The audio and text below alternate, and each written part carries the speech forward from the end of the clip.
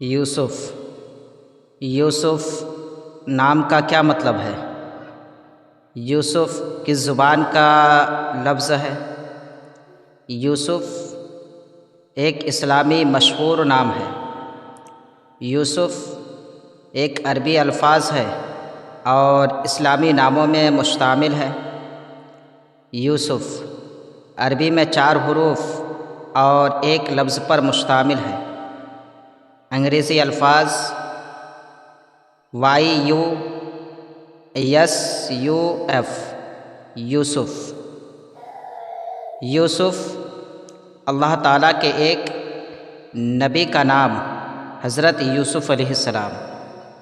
یوسف نام کا مطلب یہ ہے حسن والا، خوبصورتی، حسین۔ نام رکھیں محمد یوسف، یوسف رضا، یوسف حسین، یوسف احمد، یوسف اقبال۔